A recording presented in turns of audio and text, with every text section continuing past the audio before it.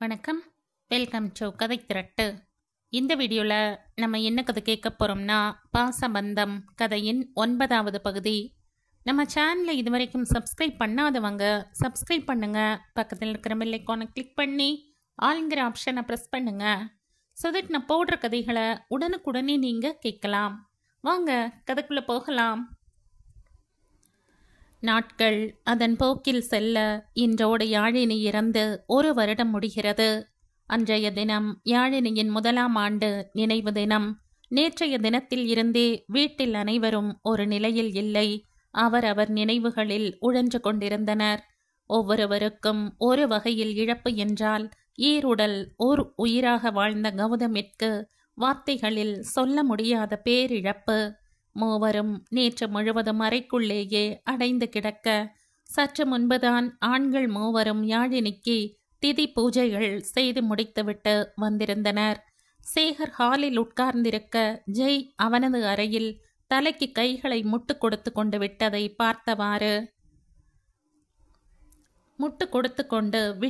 பார்த்தவாறு கட்டிலில் படுத்திருக்க, இங்கே கௌதமோ பால்கனியில் அமர்ந்திருந்தான். நேரம் நண்பகலை கடந்திருந்தது.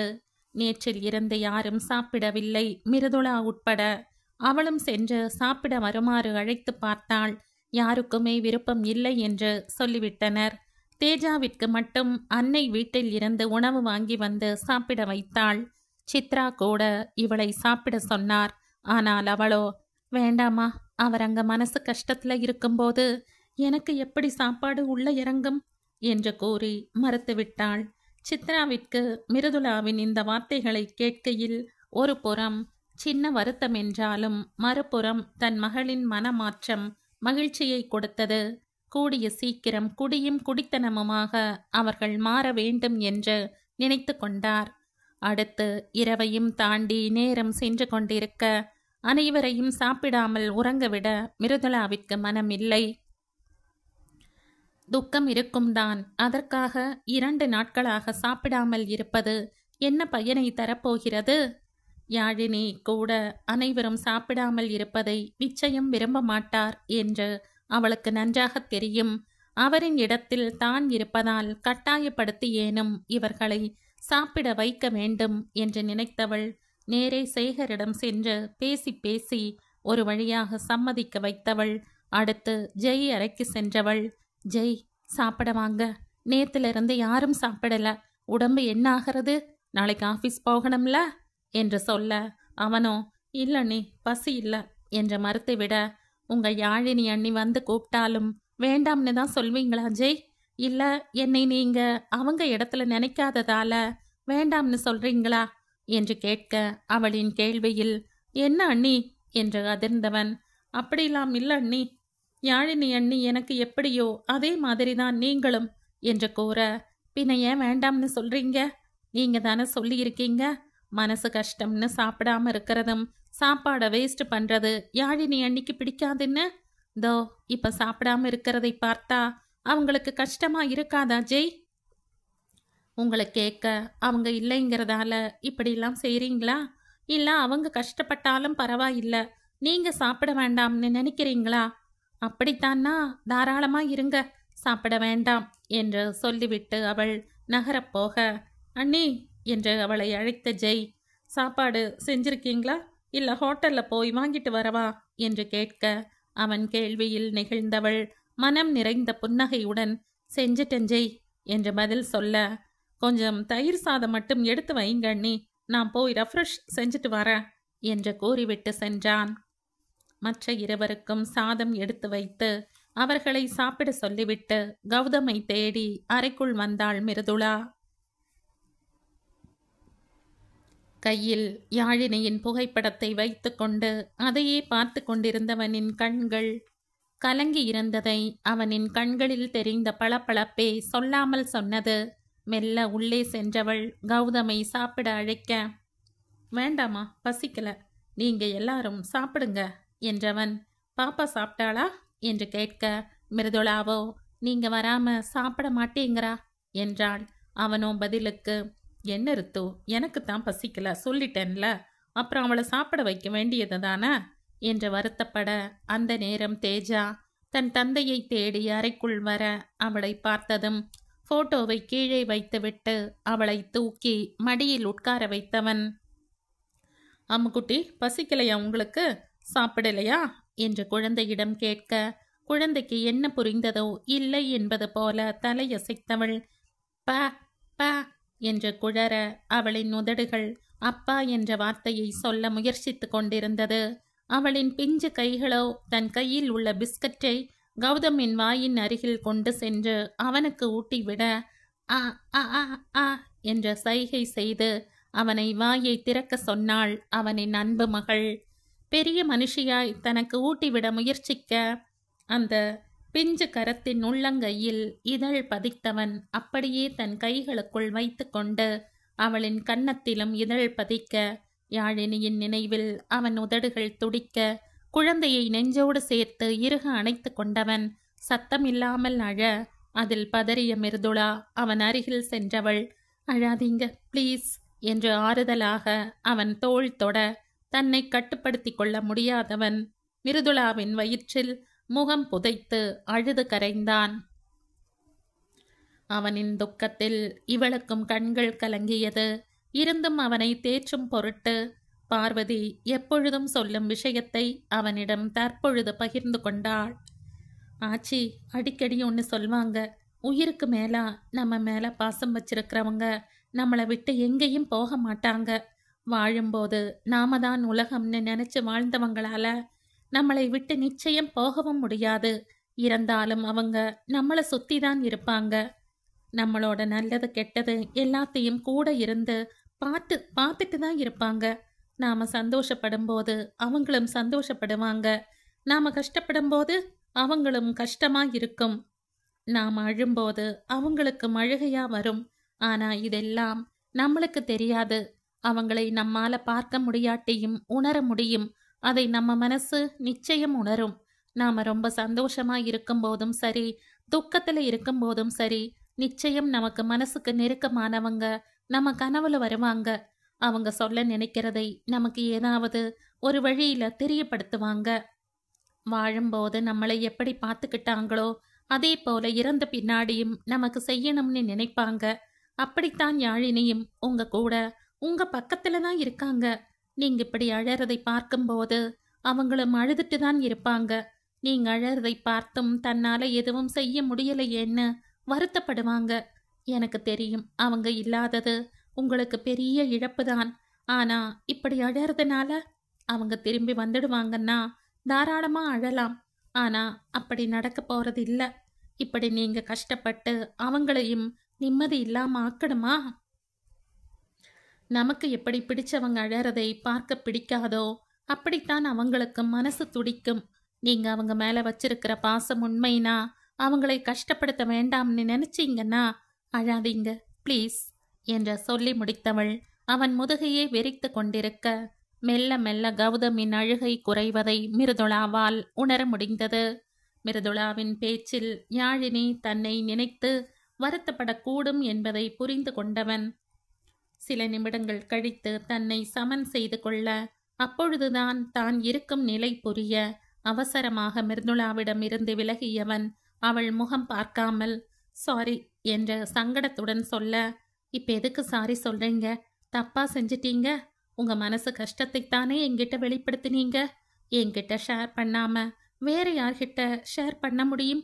அப்படித்தான் நான் நினைச்சிட்டு இருக்கேன் என்று சொன்னவள் ஒரு நொடி அமைதிக்கு பிறகு, அப்படியே நீங்க தப்பே செஞ்சாலும் கவலைப்படாதீங்க, நான் அந்த சுந்தரி அளவுக்கு மோசம் இல்லை என்று சொல்லவும் கௌதம் புரியாமல் முழிக்க, அவனது மொபைலை எடுத்து அவன் எப்பொழுது பார்த்து ரசிக்கும் அறைக்குள் வடிவேலு கோவை சரளாவிடம் அடி வாங்கும் காட்சியை ஓடவிட்டவள், இவங்க பேருதான் சுந்தரி என்று சொல்ல கௌதமோ தன்னை மறந்து சட்டென்று சிரித்து விட்டான்.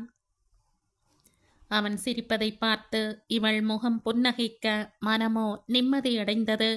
தேஜாவோ தந்தை எதற்கு சிரிக்கிறார் என்று தெரியாமல் அவளும் சேர்ந்து கொண்டு சிரிக்க, அவள் சிரிப்பில் மயங்கியவன் அவளின் கன்னத்தில் ஆழமாக முத்தமிட்டு, என்னை கிண்டல் செஞ்சதும் குட்டிமாக்கு சிரிப்பு பாரு என்று சொல்ல, குழந்தையோ அதற்கும் குலுங்கி குலுங்கி சிரித்தது. அவர்கள் சிரித்து முடித்ததும் மிருதுளாவோ, பாப்பாக்கு பசிக்கும், சாப்பாடு எடுத்துட்டு வரவா என்று அவனையும் சேர்த்து கேட்க, அவள் பக்கம் திரும்பியவன் புன்னகையுடன் சரி என்பது போல தலையாட்டவும் சிட்டாக அந்த இடத்தை விட்டு சென்றவள் இருவருக்கும் சேர்த்து சாதம் பிசைந்து எடுத்து வந்தாள். குழந்தைக்கு ஒரு வாய் ஊட்டியவள் அவனை நோக்கியும் கையை நீட்ட, அவனோ தானே சாப்பிட்டு கொள்வதாக சொல்ல, வேண்டாம், நீங்க ஒழுங்கா சாப்பிட மாட்டீங்க, நானே ஊட்டி விடுறேன் என்றவள் அவன் மறுக்க அவனுக்கும் குழந்தைக்கும் மாறி மாறி ஊட்டிவிட்டு அவர்களை சாப்பிட வைத்த பின்பே ஓய்ந்தாள். இந்த காட்சியை பார்த்த சேகரும் ஜெய் இருவருக்கும் மனம் நிறைந்து போனது. இனி கௌதமை நினைத்து கவலைப்பட வேண்டாம், மிருதுளா அவனை பார்த்து கொள்வாள் என்ற திருப்தி ஏற்பட்டது. வழக்கம் போல இரவு வெகு நேரம் கழித்தே உறங்க வந்த கௌதம் கட்டிலின் நடுவில் தேஜா படுத்திருக்க அவளின் நெஞ்சில் கை வைத்து கொண்டு அருகில் படுத்திருக்கும் மிருதுளாவின் முகத்தை தான் பார்த்து கொண்டிருந்தான். இரவு அவள் சொன்ன அனைத்தும் மீண்டும் அவன் காதுகளில் ஒலிக்க, உண்மைதான் ரித்து, யாழினி எங்கேயும் போகல, என் கூட தான் இருக்கா, தோ என் பக்கத்துல தான் படுத்திருக்கா, என் எல்லா நல்லது கெட்டதுலையும் இதுவரை யாழினியா கூட இருந்தா, இனிமேலும் மிருதுளாவா இருக்க போறா. தேங்க்ஸ் ரித்துமா, நீ எனக்கு மனைவியா கிடைக்க நான் ரொம்ப கொடுத்து வச்சிருக்கேன். உலகத்துல இருக்கிற நல்லவங்க எல்லாம் எனக்கு சொந்தங்களா கிடைச்சிருக்காங்க என்று கூறியவன் அவளை பார்த்து கொண்டே கண் உறங்கி போனான். இது நடந்த மாதங்கள் அதன் போக்கில் சென்று கொண்டிருக்க, இதுநாள் வரை ஜெய் தன்னிடம் பேச வரும்பொழுதெல்லாம் எப்படியோ அவனை தவிர்த்து கொண்டிருந்த ஆரா அன்று அவனிடம் வசமாக மாட்டினாள். அன்று விடுமுறை தினம் நண்பர்களை பார்க்க கிளம்பிய ஜெய் படிகளில் இறங்கிக் கொண்டிருக்க, அப்பொழுது ஆராவுடைய குரல் கேட்கவும் எட்டி கீழே பார்க்க அவள்தான் போனில் யாருடனோ பேசிக்கொண்டு மேலே வந்து கொண்டிருந்தாள். இதுதான் சந்தர்ப்பம் என்று நினைத்த ஜெய் பின்னாடி திரும்பி பார்க்க யாரும் வருவதற்கான அறிகுறி எதுவும் தென்படவில்லை. படிகளில் இறங்கி ஆரம்ப படியில் நின்று கொண்டு அவள் வருகைக்கு காத்திருந்தான். போன் பேசிக்கொண்டே படிகளில் ஏறி திரும்பிய ஆரா முதல் படியில் நின்று கொண்டிருந்த ஜெய் மேல் மோதினாள். சாரி என்று சொல்ல நிமிர்ந்தவள் ஜெய்யை பார்த்து அதிர்ந்தாள். அவளை பார்த்ததும், இத்தனை நாளா பேசாம டிமிக்கி கொடுத்துட்டு இருக்க, இப்ப வசமா மாட்டிக்கிட்டியா என்று உள்ளுக்குள் நினைத்தவன் அவளை முறைத்து கொண்டு நிற்க, தன்னையே முறைத்து கொண்டு நிற்கும் அவனின் விழிகளை பார்த்து ஒரு நொடி திடுக்கிட்டவள் அடுத்த நொடி தன்னை சரி செய்து கொண்டு, நான் அப்புறம் பேசுறேன்டி என்று கூறிவிட்டு போனை வைத்தவள் ஜெய்யை சுற்றி கொண்டு மேலே ஏற முயற்சிக்க, அவள் பக்கம் நகர்ந்து நின்று அவளுக்கு வழிவிடாமல் மறித்து நின்றான். சரி என்று மறுபக்கம் இவள் நகர தன் கைகளை குறுக்கே நீட்டி அவள் போக விடாமல் செய்தான். அவன் செயலில் கோபம் அடைந்தவள் பற்களை கடித்து கொண்டு வழிய விடுங்க என்று சொல்ல அவனிடமிருந்து எந்த பதிலும் இல்லை. இன்றைக்கு என்னிடம் பேசாமல் இங்கிருந்து போக முடியாது என்று சொன்னது அவனது கழுகு பார்வை. ஆனால் இதற்கெல்லாம் ஆரா அசிரவில்லை. உங்களைத்தான் வழிய விடுங்கன்னு சொன்ன என்று அடக்கப்பட்ட கோபத்துடன் சொல்ல, எனக்கு பதில் சொல்லிட்டு அப்புறம் வீட்டுக்கு போகலாம், எப்படியும் வீட்டுக்கு போய் ஒன்றும் செய்ய போறதில்ல என்று இவன் வம்பிழுக்க, உங்களுக்கு எந்த பதிலும் சொல்ல வேண்டிய அவசியம் எனக்கில்ல, நகருங்க அந்த பக்கம் என்று ஆரா சற்றே சத்தமாக சொல்ல, பதில் சொல்லாமல் அவளை நோக்கி முன்னேறினான் ஜெய். அதில் திடுக்கிட்டவள் பின்னே செல்ல 2 அடியில் சுவற்றில் மோதி நின்றாள். அவளை நெருங்கி நின்றவன், எனக்கு நீ பதில் கண்டிப்பா சொல்லித்தான் ஆகணும் என்று மீண்டும் அதையே கேட்க, ஜெய் தன் அருகில் நிற்பது அவளுக்கு அவஸ்தையை கொடுக்க, என்ன பதில் சொல்லணும், கேட்டு தொலைங்க என்று அவள் எரிச்சலுடன் சொன்னாள். ஏன் இப்பெல்லாம் என்கிட்ட சரியா பேசுறதில்ல, எதுக்கு என்ன அவாய்ட் பண்ற, என்ன ஆச்சு என்று அவனின் கேள்வியில், மறுபடியும் முதல்ல இருந்தா என்று உள்ளுக்குள் நொந்தவள், இங்க பாருங்க, நான் ஏற்கனவே சொல்லிட்டேன், நான் நார்மலாத்தான் இருக்க, நீங்களா எதையாவது கற்பனை செஞ்சுக்க வேண்டாம், இப்ப வழிய விடுங்க என்று அடிக்குரலில் சொல்ல, கற்பனை செஞ்சுக்க நான் ஒன்றும் பைத்தியம் இல்லை, நல்லா தெளிவாத்தான் இருக்க, எனக்கு ஷியூரா தெரியும் நீ என்னை அவாய்ட் பண்றேன்னு. அண்ணன் கல்யாணத்துல இருந்து தான் இப்படியெல்லாம் நடந்துக்கிற, அதுதான் ஏன்னு தெரியல, உண்மை சொல்லு ஆரா, அன்னைக்கு என்ன ஆச்சு என்றவனின் கேள்வியில் தன்னை கண்டு கொண்டான் என்று புரிந்து ஒரு நொடி அவள் திடுக்கிட அதையும் நோட் செய்து கொண்டான் ஜெய். இருந்தும் தன்னை சரி செய்து கொண்டவள், எதையும் உங்ககிட்ட சொல்லணும்னு அவசியம் இல்ல. முதல்ல நீங்க யாரு சார் எனக்கு? எதுக்கு உங்ககிட்ட நான் சொல்லணும் என்று அவள் வார்த்தையை விட அவளை ஒரு நொடி கூர்ந்து பார்த்தவன், நான் சந்தேகப்பட்டது சரி. அன்னைக்கு என்னமோ நடந்திருக்கு. எப்படி கேட்டாலும் நீ சொல்ல மாட்ட. இப்போ நீ அதை என்கிட்ட மறைக்கலாம். இன்னைக்கு இல்லைனாலும் ஒரு நாள் சொல்லுவ, சொல்ல வைப்ப. ஏனா என்று சொல்லி நிறுத்தியவன் அவள் முகத்துக்கு வெகு அருகில் சென்று, நான் தான் உன் கழுத்துல தாலி கட்ட போற உன் மாமன், பெட்ரூமுக்குள்ள உன்கிட்ட அடி வாங்க போற உன் புருஷன் என்றவன் தான் சொன்னதை கேட்டு அதிர்ச்சியில் நின்று கொண்டிருந்தவளின் கன்னத்தில் சட்டென்று இதழ் பதித்துவிட்டு அடுத்த நொடி அங்கிருந்து ஓடியிருந்தான். ஜெயின் முதல் இதழ் ஸ்பரிசத்தில் அதிர்ச்சியில் உறைந்து ஆறா நிற்க, யாரும் இதை பார்க்கவில்லை என்று நினைத்து சென்றிருந்த ஜெய்க்கு தெரியாது அனைத்தையும் கௌதம் பார்த்து விட்டான் என்று. வெளியே சென்று விட்டு வரும்பொழுது ஒரு பொருள் வாங்கி வரும்படி சொல்ல ஜெயை தேடி வெளியே வந்த கௌதம் படிகளில் அவன் ஆராவிடம் பேசியது எல்லாம் கேட்க நேர்ந்தது. தான் கண்ட காட்சியில் அதிர்ந்தவன் அப்படியே திரும்பி வீட்டிற்குள் சென்று விட்டான். அன்றைக்கு தேஜாவிற்கு உடம்பு முடியவில்லை என்று கிளம்பிய பொழுது ஆராவை ஜெய் பேர் சொல்லி உரிமையாக கூப்பிட்டதை வைத்து இவர்களுக்குள் எதுவும் இருக்குமோ என்று 1% குறைவாக நினைத்தவனுக்கு தற்பொழுது கண்ட காட்சி 1% இல்லாமல் 100% உறுதியானது. அவர்களுக்குள் இருக்கும் அந்த ஒன்று காதல் என்று. அதில் கொஞ்சம் ஆடித்தான் போனான் கௌதம். காதலுக்கு எதிரி இல்லை அவன். ஏனெனில் அவனே காதல் திருமணம் செய்து கொண்டவன்தான். ஆனால் ஆரா கோபமாக பேசியது உண்மை என்றால் அவள் இவனை காதலிக்கிறாளா இல்லையா? ஆம் என்றால் ஏன் அவனிடம் கோபமாக பேசினாள்? இல்லை என்றால் ஜெய் இவ்வளவு தூரம் செய்தும் அவள் ஏன் கோபப்படவில்லை என்ற பல கேள்விகள் அவனை குழப்பியது. இதை பற்றி மிருதுளாவிடம் பேசலாமா என்று நினைத்தவனுக்கு அன்று இரவே இதை கண்டுபிடிக்க ஒரு வழி கிடைக்கப் பெற்றது. கௌதமை போல மிருதுளாவுக்கும் ஆரா ஜெய் காதலை தெரிந்து கொள்ளும் சந்தர்ப்பம் அமைந்தது. அன்று மதியம் ஆராவை எதற்கோ தேடி அன்னையின் வீட்டிற்கு சென்றவள் ஆராவின் அறைக்கு செல்ல கதவு தாழ் போடாமல் சாத்தப்பட்டிருக்க கதவை திறந்தவளுக்கு உள்ளே ஆரா புலம்பிக் கொண்டிருந்தது எல்லாம் கேட்டு அதிர்ச்சியாக இருந்தது. கட்டிலில் குப்புற படுத்திருந்தவளின் கையில் கௌதம் மிருதுளா திருமணத்தில் அவளும் ஜெய்யும் நெருங்கி நிற்பது போல் இருந்த புகைப்படம் இருந்தது. அவளின் கண்கள் அழுதழுது சிவந்திருக்க அந்த புகைப்படத்தை பார்த்து கொண்டே, நீங்க கேட்டது உண்மைதான் ஜெய். நான் உங்களை லவ் பண்றேன். எப்போல இருந்து எனக்கு தெரியாது. ஆனா உங்களை ரொம்ப லவ் பண்றேன். அக்கா கல்யாணம் முடிஞ்சதும் உங்ககிட்ட சொல்லணும்னு நினைச்சேன். ஆனா அதுக்குள்ள வேற ஒருத்தர் முந்திக்கிட்டாங்க. இனி நான் உங்களுக்கு வேண்டாம் ஜெய். உங்க கனவு ஆசைக்கு அவங்க தான் சரியா வரும். இனிமே நான் குறுக்க நிற்க மாட்டேன். என்னை விட அவங்க தான் உங்களுக்கு சூட்டபிளா இருப்பாங்க.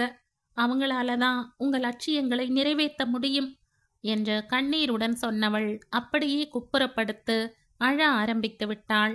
தான் கேட்டவற்றில் அதிர்ச்சியில் இருந்த மிருதுளா சத்தம் இல்லாமல் தன் வீட்டிற்கு திரும்பி வந்தவளுக்கு தான் என்ன மாதிரி உணர்கிறோம் என்றே தெரியவில்லை.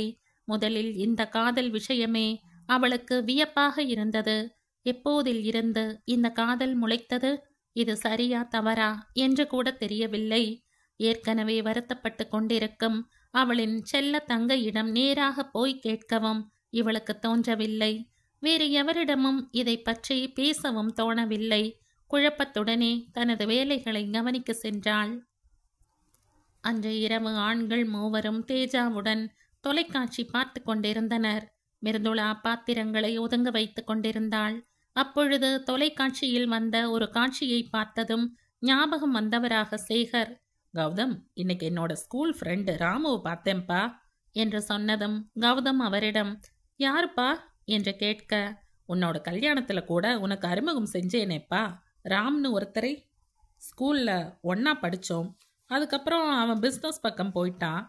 இப்போ சொந்தமா சின்ன அளவில் ஐடி கம்பெனி வச்சிருக்கான்னு என்று அவர் சொல்லவும் ஞாபகம் வந்தவனாக, ஆமாப்பா, இப்பதான் ஞாபகம் வருது. சரிப்பா, இப்போ என்ன விஷயம் என்று கேட்டான். பதிலுக்கு சேகரோ, உன்னோட கல்யாணத்துல அவனை பார்த்தப்போ அவனோட பொண்ணுக்கு மாப்பிள்ளை பார்க்கறானாம். நம்ம ஜெய்யை பார்த்து அவனுக்கு பிடிச்சு போச்சாம். அதான் அவன் பொண்ணுக்கு ஜெய்யை கேட்டு பேசினான். நான் தான் இப்பதான் உனக்கு கல்யாணம் முடிஞ்சிருக்கு, அதனால கொஞ்ச நாள் கழிச்சு பார்க்கலாம்னு சொன்னேன். நேத்து அவனை மறுபடியும் பார்த்தேன். கல்யாணத்தப்போ சொன்ன விஷயம் பத்தி பேசுனான். என்னோட முடிவு என்னன்னு கேட்டான். நான் வீட்டில் பேசிட்டு சொல்றேன்னு சொல்லிட்டு வந்துட்டேன். நீ என்ன சொல்றப்பா என்று கேட்கவும், கௌதமோ தந்தை அறியாமல் எதிரில் அமர்ந்திருந்த ஜெய்யை அடிக்கண்ணால் பார்க்க, அவனோ சேகர் பேசும் வரை மும்முரமாக மொபைலை நோண்டிக் கொண்டிருந்தவன் அப்படியே அதை நிறுத்திவிட்டு இவர்கள் பேசுவதை கூர்ந்து கேட்டு கொண்டிருந்தான். அவனுடைய விரல்கள் அந்தரத்தில் இருப்பதை வைத்தே அதை புரிந்து கொள்ள முடிந்தது கௌதமால். ஜெய்யை பார்த்து மனதுக்குள் சிரித்து கொண்ட கௌதம் வேண்டுமென்றே, நல்ல இடமாத்தான் தெரியுதுப்பா, சொந்த கம்பெனி வேற வச்சிருக்காங்க. ஜெய்யோட ட்ரீமே கம்பெனி வைக்கிறது தான். அவனோட அதிர்ஷ்டம் அவனை தேடி தானா வருது. உங்களுக்கு பிடிச்சிருந்தா மேற்கொண்டு பேசலாம்ப்பா. பொண்ணோட போட்டோ கிடைச்சா அவங்கிட்ட கூட காட்டலாம் என்று கௌதம் பேசிக்கொண்டு இருக்கும் போதே விருட்டென்று தனது இருக்கையில் இருந்து கோபத்தை அடக்கி கொண்டு எழுந்தவன் தனது அறைக்குள் நுழைந்து கதவை அரைந்து சாத்தினான். அந்த சத்தத்திலேயே அவன் எவ்வளவு கோபத்தில் இருக்கிறான் என்பதை புரிந்து கொண்டான் கௌதம். அவன் சென்றதும் தனது தந்தையிடம் சில விஷயங்களை சொல்ல, அவரோ, அப்படியா கௌதம், இது எனக்கு தெரியாதேப்பா, ரொம்ப நல்ல விஷயம்தான் என்று சொன்னவர் கௌதமின் விஷயத்திற்கு தனது சம்மதத்தை சொன்னார். அறைக்குள் வந்த ஜெய்க்கோ கோபம் கட்டுக்கடங்காமல் வந்தது. யாரை கேட்டுக்கிட்டு இவங்களே முடிவு செஞ்சுக்கிறாங்க? என்ன கேட்க வேண்டாமா? கல்யாணம் செஞ்சுக்க போறது நானு. இவங்க பேசுற வேகத்தை பார்த்தா இப்பவே கூட்டிட்டு போய் கல்யாண மேடையில உட்கார வச்சிடுவாங்க போல. இந்த அண்ணனை சொல்லணும், தம்பி இங்க தானே இருக்கான், ஏண்டா நீ யாரையாவது லவ் பண்றியான்னு ஒரு வார்த்தை கேட்கறதுக்கு என்ன வந்துச்சு என்று அவன் போக்கில் உரிமிக் கொண்டிருந்தவனுக்கு அப்பொழுதுதான் ஒன்று புரிந்தது. கௌதம் திருமணத்தின் பொழுது தனது தந்தையும் அவரது நண்பரும் பேசிக்கொண்டதை ஆரா கேட்டிருக்கிறாள். அதனால் தான் தன்னிடமிருந்து விலகுகிறாள் என்று. பெரிய தியாகி இவ, எனக்காக தியாகம் பண்றாங்களாம். அவ இல்லாம நான் சந்தோஷமா இருந்துடுவேனா? அதை நினைச்சு பார்த்தாளா? அன்னைக்கு ப்ரப்போஸ் பண்ணப்பவே அவகிட்ட ஆமாவா இல்லையான்னு பதில வாங்கி இருக்கணும். அப்படி வாங்கி இருந்தா இன்னைக்கு நான் உங்ககிட்ட அப்படி பழகலன்னு சொல்வாளா? இருடி, உன் வாயாலேயே ஐ லவ் யூ சொல்ல வைக்கிறேன், அப்புறம் இருக்கு உனக்கு என்று இங்கே இவன் ஒரு திட்டம் தீட்ட அவனுக்கு வேறொரு அதிர்ச்சி அடுத்த நாள் காத்திருந்தது. தன் தந்தையிடம் பேசிவிட்டு இரவு அறைக்கு வந்த கௌதம் இது பற்றி மிருதுளாவிற்கு எதுவும் தெரியுமா, அவளிடம் இது பற்றி கேட்கலாமா என்று குழம்பினான். ஏனெனில் இது ஆராவும் சம்பந்தப்பட்ட விஷயம். ஒருவேளை மிருதுளாவிற்கு இதில் இஷ்டம் இல்லை என்றாலோ, ஆராவை தான் தவறாக நினைப்பதாக இவள் நினைத்து விட்டாலோ என்ன செய்வது என்று யோசனையாக இருந்தது. ஒருவேளை உண்மையில் ஆராவிற்கு ஜெய் மேல் காதல் இல்லை என்றால் என்ற கேள்வி அவன் முன் பூதாகரமாக எழுந்தது. இவ்வாறு இவன் யோசித்து கொண்டிருக்க தூங்கிவிட்ட தேஜாவை கட்டிலில் படுக்க வைக்கவென்று அறைக்குள் மிருதுளா வந்தாள். கௌதம் ஏதோ யோசனையாக இருப்பதை பார்த்தவளுக்கு சிறிது நேரத்திற்கு முன்பு ஜெய்யின் திருமணத்தை பற்றி அவன் சேகருடன் பேசிக்கொண்டிருந்தது ஞாபகம் வர, அது சம்பந்தமான யோசனையில் தான் இருக்கிறானோ என்று நினைத்தவளுக்கு காலை ஆரா பேசியதை அவனிடம் சொல்லலாமா என்ற சிந்தனை எழுந்தது. ஆனால் தன் தங்கையே ஆனாலும் ஒருவரின் பர்சனலை மற்றொருவரிடம் சொல்ல தயக்கமாகவும் இருந்தது அவளுக்கு. இந்த சிந்தனையில் கணவன் மனைவி இருவரும் ஒரே மாதிரிதான் யோசித்தனர். ஆரா ஜெய்யை காதலிக்கவில்லை என்று சொல்லிவிட்டால் மிருதுளா தன்னை பற்றி என்ன நினைப்பாள் என்று கௌதம் நினைத்து கொண்டிருக்க, ஆரா மேல் தனக்கு அந்த மாதிரி விருப்பம் இல்லை என்று ஜெய் சொல்லிவிட்டால் கௌதம் தன்னை பற்றி என்ன நினைப்பார் என்று மிருதுளாவும் அதையே தான் நினைத்து கொண்டிருந்தாள். இருந்தும் ஆரா அழுததை நினைக்கும் பொழுது சகோதரியாக இவளுக்கு கஷ்டமாக இருந்தது. சிறு வயதில் இருந்து அவளுக்கு ஒரு பொருள் பிடித்திருக்கிறது என்றால் தான் வாங்கியதாக இருந்தாலும் அவளுக்கு கொடுத்து விடுவாள் மிருதுளா.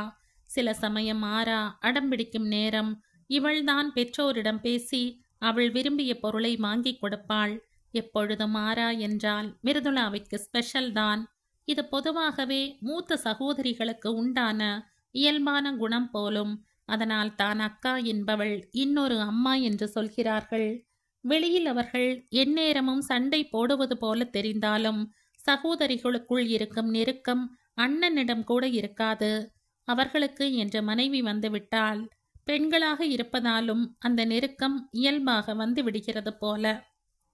இறுதியில் ஆராவிற்காக கௌதமிடம் பேசுவோம் என்று முடிவெடுத்தவள் ஒருவேளை தான் சொன்ன பிறகு அட இது நமக்கு தெரியாம போச்சே என்று அவன் யோசிக்க ஆரம்பிக்கலாம் என்ற நினைப்பும் அவளை கௌதமிடம் பேசுவது என்ற மனநிலைக்கு வர வைத்தது. மிருதுளா சென்று தேஜாவை கட்டிலில் படுக்க வைத்துவிட்டு அவளுக்கு போர்வையை போர்த்திவிட்டு சென்று பால்கனி கதவை அடைத்துவிட்டு வரும் வரை கௌதமின் விழிகள் அவளைத்தான் தொடர்ந்து கொண்டிருந்தது. அவளிடம் பேசவென்று அவளோ ஒரு தயக்கத்தோடு கௌதமை ஏறிட்டவள். பின்பு கிச்சனுக்கு சென்று குடிக்க தண்ணீர் எடுத்து வந்து டேபிளில் வைத்துவிட்டு திரும்பவும் கௌதம் அவளிடம், ரித்து உன்கிட்ட கொஞ்சம் பேசணும், டைம் கிடைக்குமாமா என்றவன் அவள் ஒருவேளை தூங்கி விடுவாளோ என்று தயக்கத்துடன் கேட்கவும், சரிங்க, நான் கூட உங்ககிட்ட ஒரு விஷயம் பேசணும் என்று பதில் சொன்னாள் மிருதுளா. சரி என்று அவளை பார்த்து புன்னகைத்தவன் தேஜாவை தொந்தரவு செய்ய வேண்டாம் என்று பால்கனிக்கு சென்று புதிதாக வாங்கி போட்டிருந்த ஊஞ்சலில் சென்று அமர மிருதுளாவிற்கு எங்கு அமர்வது என்று தயக்கமாக இருந்தது. ஏனெனில் அப்பார்ட்மெண்ட் பால்கனி என்பதால் மீடியம் சைஸ் ஊஞ்சலைத்தான் வாங்கி போட்டிருந்தனர். அதிலும் தேஜாவின் தலையணை, டெடி பியர் பொம்மைகள், வேறு சில பொம்மைகள் என்று அவை வேறு கொஞ்சம் இடத்தை ஆக்கிரமித்திருக்க, மீதி இடத்தில் இருவரும் உட்கார வேண்டும் என்றால் நெருங்கித்தான் உட்கார வேண்டும்.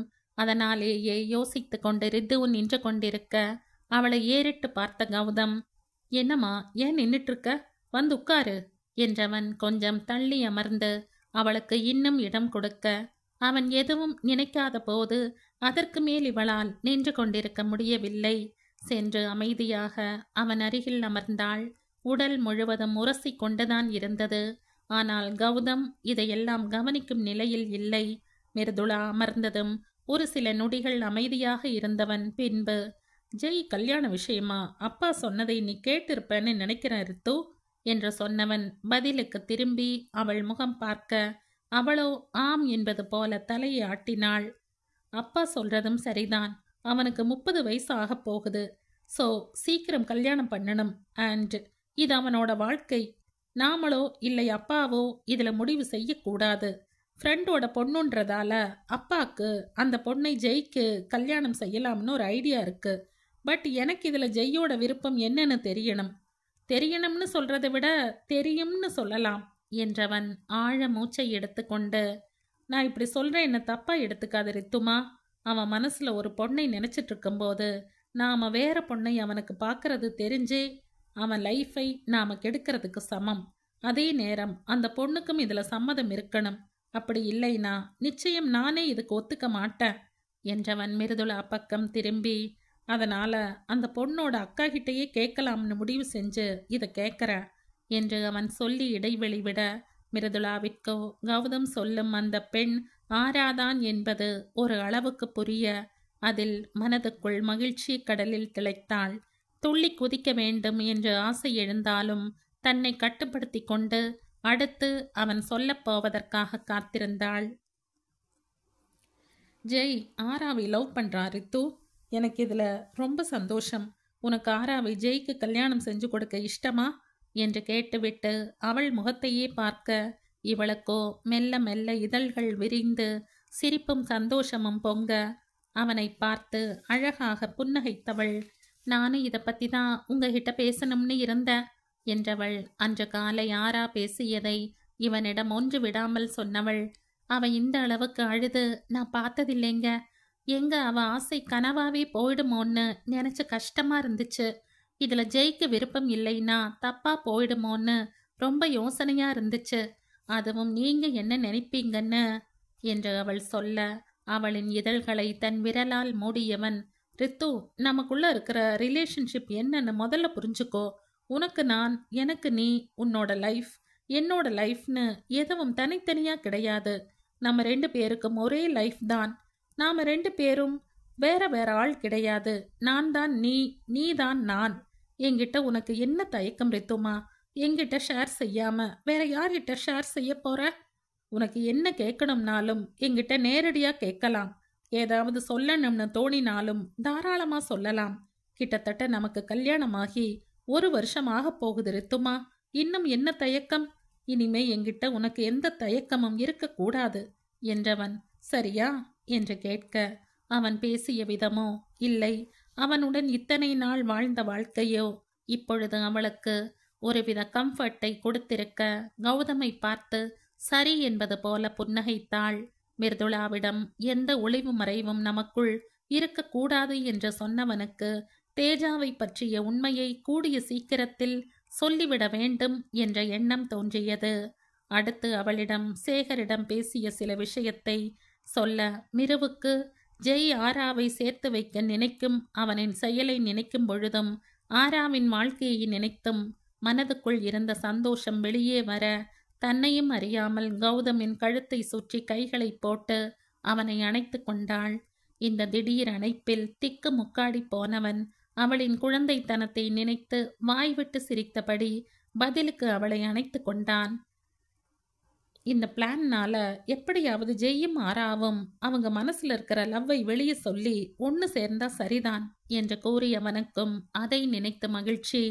அப்படியே இருவரும் சிறிது நேரம் அணைத்த நிலைமையில் இருக்க, அப்பொழுது கீழே ரோட்டில் கேட்ட குல்ஃபி ஐஸ் வண்டியின் பெல் சத்தத்தில் முதலில் தன் நிலைக்கு வந்த மிர்துளா அவனை விட்டு சட்டென்று விலகியவளுக்கு அவன் முகம் பார்க்க முடியாமல் ஏதோ ஒன்று தடுக்க, அங்கிருக்க முடியாமல் எழுந்து உள்ளே சென்று விட்டாள். அவள் சென்றதும் தான் தன் நிலைக்கு வந்த கௌதமிற்கும் உள்ளுக்குள் ஒரு இதம் பரவ, அவள் போவதையே பார்த்து கொண்டு பின்னந்தலையை அழுந்த கோதியவனின் உதட்டில் அவனையும் அறியாமல் புன்னகை வந்து ஒட்டி கொண்டது. அன்று புதன்கிழமை, வரலட்சுமி விரத தினம். ஊழியர்கள் கேட்டுக்கொண்டதற்காக ஆரா அலுவலகத்தில் வழக்கத்தை விட சில மணி நேரங்கள் முன்பே அனைவரையும் வீட்டுக்கு செல்ல அனுமதித்தனர். கிளம்ப நினைத்தவர்கள் கிளம்ப ஆரம்பிக்க, வேலை முடிக்க வேண்டியவர்கள் இருந்து செய்து கொண்டிருந்தனர்.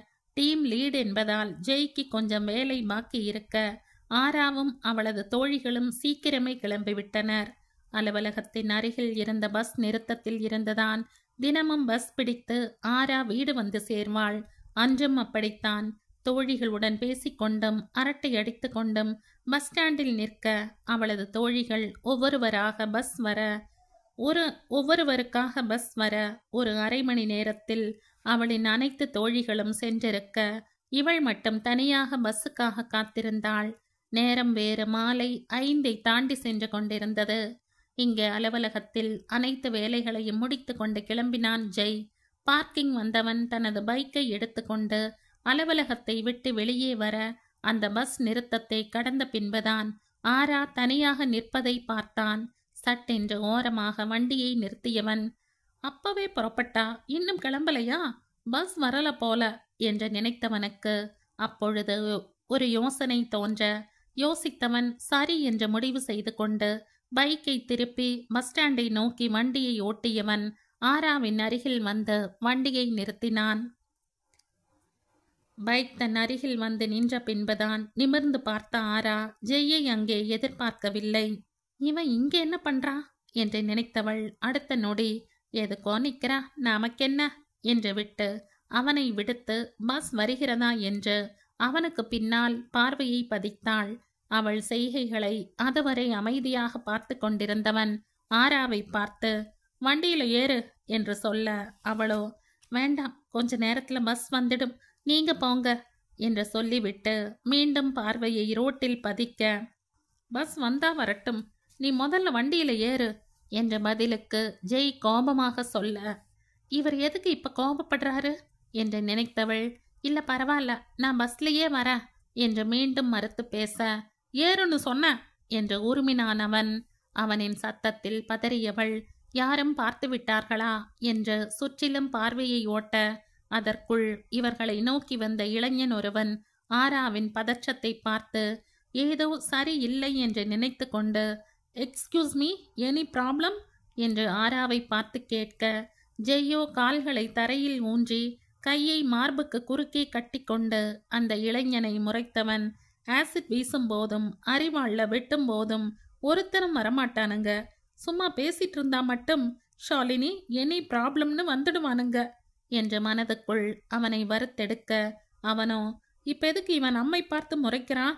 ஓஹோ, அவனை விட டோஸ் கொஞ்சம் கூட வச்சு பெர்ஃபார்மன்ஸ் பண்றோம்ல, அதான் பொறாம என்று மனதுக்குள் பெருமைப்பட்டு கொள்ள, ஜெய்யோ தூ என்று மனதுக்குள்ளேயே அவனை காரி துப்பினான்.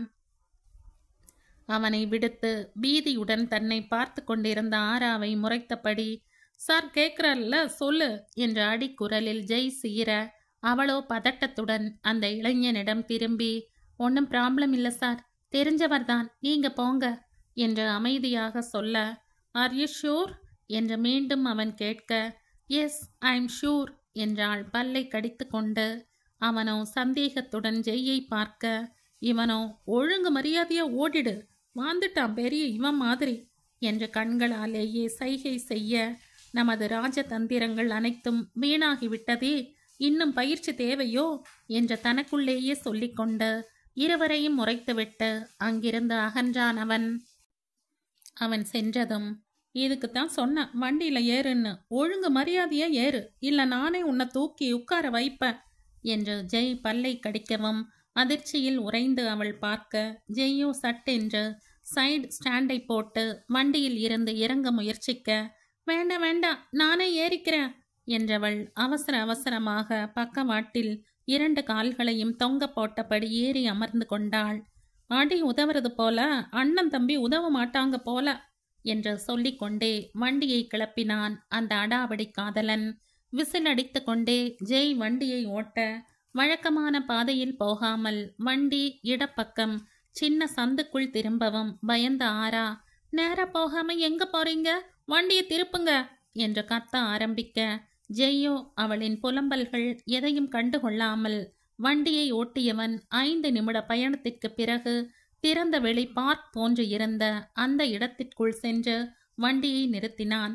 வண்டி நின்றதும், இது என்ன இடம், இங்க எதுக்கு கூட்டிட்டு வந்திருக்கீங்க என்று ஆரா பொரிய ஆரம்பிக்க, அவள் பேசி முடிக்கும் வரை அமைதியாக இருந்தவன், தோ இந்த மாதிரி மனசு விட்டு பேசத்தான் இங்க கூட்டிட்டு வந்த என்று சர்வ சாதாரணமாக சொல்ல, உங்களுக்கு இதே வேலையா போச்சு, பேசணும் பேசணும் பேசணும்னு என்று அவனை பார்த்து கத்திவிட்டு அந்த பார்க்கை விட்டு வெளியே செல்ல எத்தனிக்க, அவளால் அசைய முடிந்தால்தானே. அவள் கை ஜெய்யின் பிடியில் சிக்கி இருந்தது.